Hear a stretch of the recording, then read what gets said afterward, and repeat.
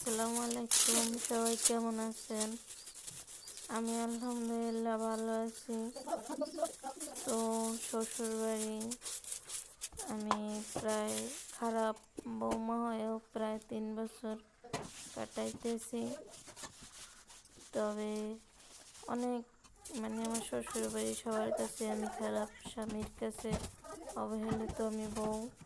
বাবার বাড়ি প্রেম করে বিয়ে হয়েছি, তার কারণে বাবার বাড়ি মেয়ে হিসাবে সবার কাছে খারাপ।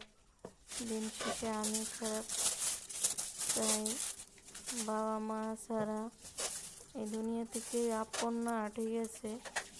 সবাই বলে স্বামী আপন, স্বামী আপন, কিন্তু নিজের পায়ে নিজে দাঁড়ানো, নিজের পায়ে নিজের টাকায় চলাফেরা করা, তা আমি মনে হয় কি একটা মেয়ের কাছে এইটাই বেটার।